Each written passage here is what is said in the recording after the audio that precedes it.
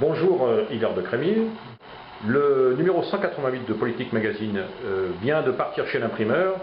Vous pouvez nous donner en quelques mots le thème du numéro? On est en plein dans l'actualité, même si c'est un mensuel de réflexion approfondie sur les sujets qui sont abordés.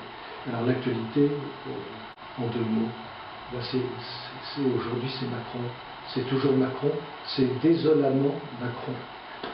Et pour tout dire les choses en quelques mots très brefs, nous avons un président de la République, un chef de l'État, quelqu'un qui représente la souveraineté de la France, qui ne croit pas en la France et qui ne croit pas en la souveraineté de la France.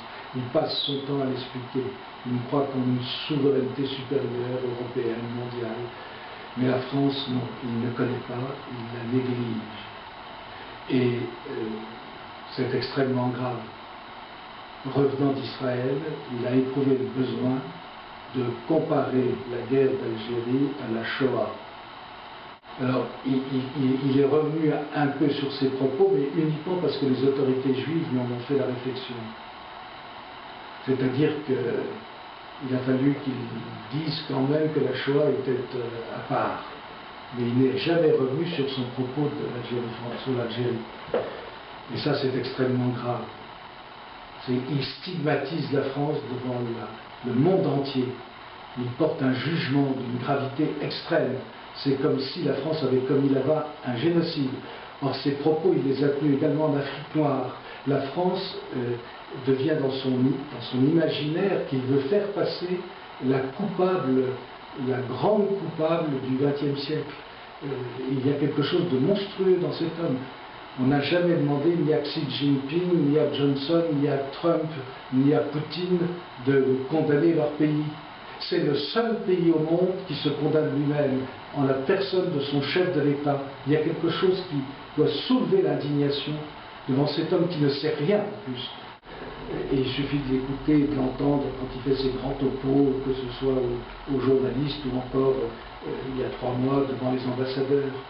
Il ne croit pas en la France, ni en son passé, ni en son avenir. Il n'y a plus à proprement parler de politique française.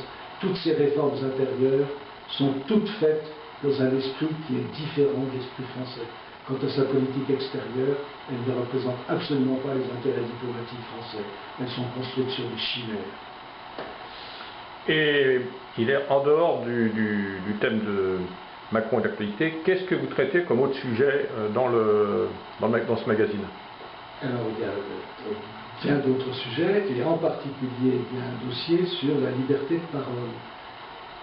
Parce qu'il est étonnant de constater de façon très très curieuse que d'un côté nous avons Gabriel Maznev et ses pratiques condamnables, pédophiles, qui était louangé il y a encore 20 ans et qui aujourd'hui se trouve condamné, alors qu'il était reconnu comme un écrivain français.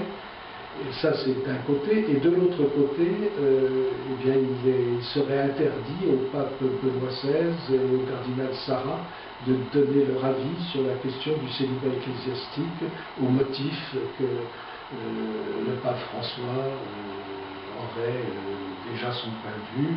Alors c'est étonnant, qu'est-ce que c'est que cette liberté de parole aujourd'hui qui, en fait, concrètement n'existe pas et qui n'est permise qu'à la condition que vous soyez dans l'air du temps. Et il y a un autre sujet également, c'est que le comte de Paris actuel, donc le prince Jean de France, a tenu cette année à célébrer l'anniversaire de la mort de son père le 20 janvier à Dreux. Et de la même façon, le 21 janvier, il a célébré l'anniversaire de la mort de Louis XVI, également à Dreux. Et à cette occasion, il a posé des actes. D'abord un acte de consécration personnelle au Sacré-Cœur, et ce qui est quelque chose de tout à fait nouveau. Et puis, d'autre part, une sorte d'acte, je ne dirais pas de repentance, parce que ce n'est pas le mot exact, mais de regret du vote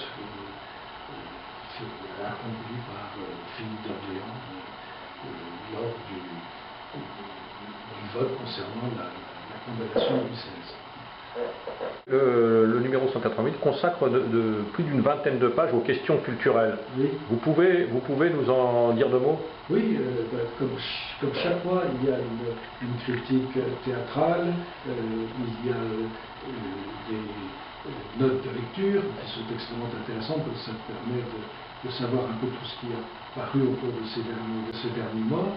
Et puis nous avons une critique littéraire faite par Michel Bouvier, qui est extrêmement intéressante. Il parle en particulier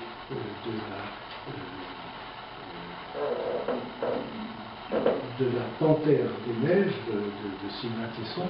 Et puis nous avons évidemment une critique cinématographique et puis une critique musicale. Merci Hilaire. Rendez-vous sur le site de Politique Magazine pour pouvoir vous procurer le numéro et puis au mois prochain. Entendu. Merci.